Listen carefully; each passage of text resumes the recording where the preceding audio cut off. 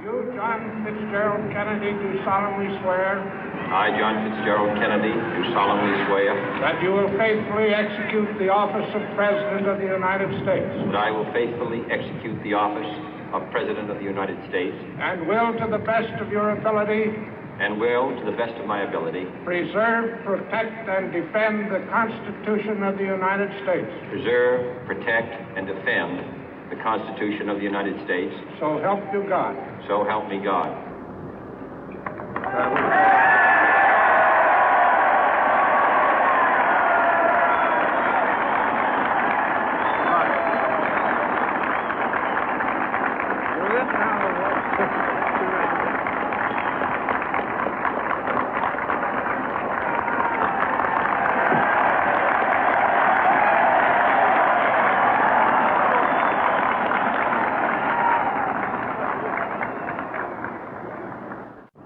Vice President Johnson, Mr. Speaker, Mr. Chief Justice, President Eisenhower, Vice President Nixon, President Truman, Reverend clergy, fellow citizens. We observe today not a victory of party, but a celebration of freedom, symbolizing an end as well as a beginning, signifying renewal as well as change. For I have sworn before you and Almighty God the same solemn oath our forebears prescribed nearly a century and 3/4 ago. The world is very different now, for man holds in his mortal hands the power to abolish all forms of human poverty and all forms of human life. And yet the same revolutionary beliefs for which our forebears fought are still at issue around the globe. The belief that the rights of man come not from the generosity of the state, but from the hand of God. We dare not forget today that we are the heirs of that first revolution. Let the word go forth from this time and place to friend and foe alike that the torch has been passed to a new generation of Americans born in this century, tempered by war, disciplined by a hard and bitter peace, proud of our ancient heritage, and unwilling to witness or permit the slow undoing of those human rights to which this nation has always been committed and to which we are committed today at home and around the world.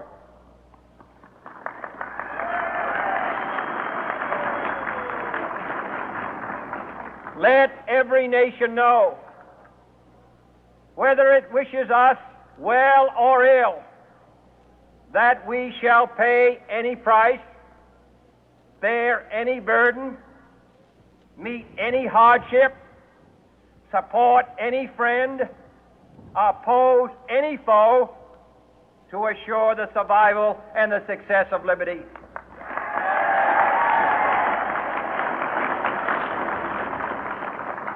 This much we pledge and more. To those old allies whose cultural and spiritual origins we share, we pledge the loyalty of faithful friends. United, there is little we cannot do in a host of cooperative ventures. Divided, there is little we can do, for we dare not meet a powerful challenge at odds and split asunder. To those new states whom we welcome to the ranks of the free, we pledge our word that one form of colonial control shall not have passed away, merely to be replaced by a far more iron tyranny. We shall not always expect to find them supporting our view, but we shall always hope to find them strongly supporting their own freedom, and to remember that in the past, those who foolishly sought power by riding the back of the tiger ended up inside.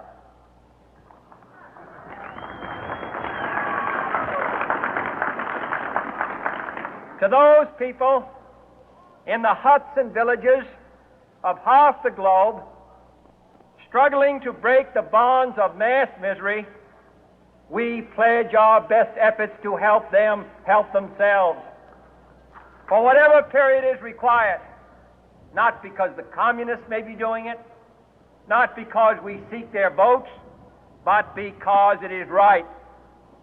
If a free society cannot help the many who are poor, it cannot save the few who are rich.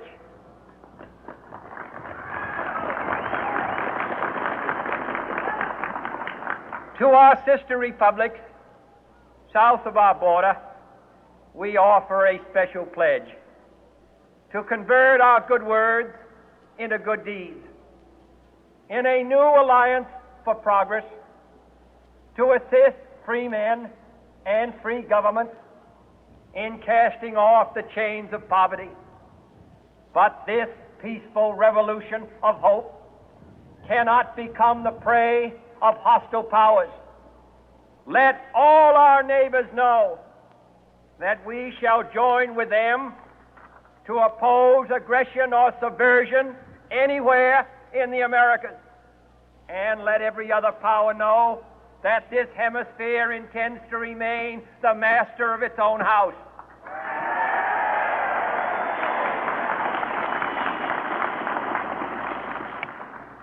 To that World Assembly of Sovereign States, the United Nations, our last best hope, in an age where the instruments of war have far outpaced the instruments of peace, we renew our pledge of support to prevent it from becoming merely a forum for invective, to strengthen its shield of the new and the weak, and to enlarge the area in which its writ may run. Finally, to those nations who would make themselves our adversary, we offer not a pledge, but a request that both sides begin anew the quest for peace.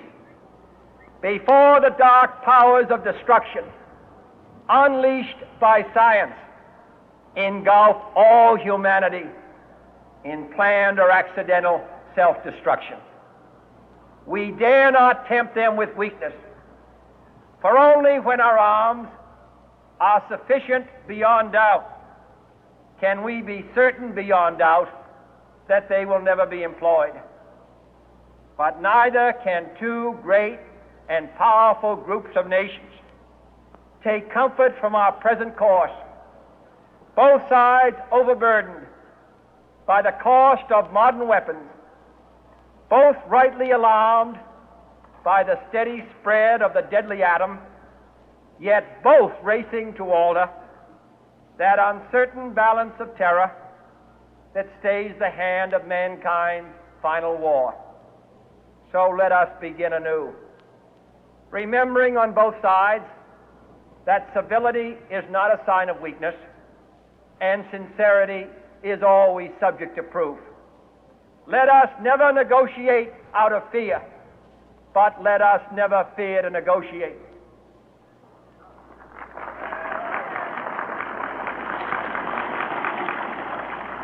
Let both sides explore what problems unite us, instead of belaboring those problems which divide us.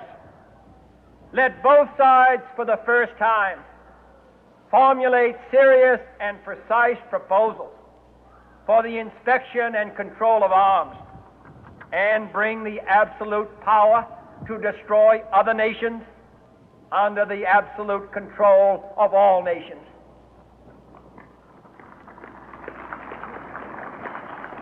Let both sides seek to invoke the wonders of science instead of its terrors. Together, let us explore the stars, conquer the deserts, eradicate disease, tap the ocean depth, and encourage the arts and commerce. Let both sides unite to heed in all corners of the earth the command of Isaiah to undo the heavy burden and let the oppressed go free. And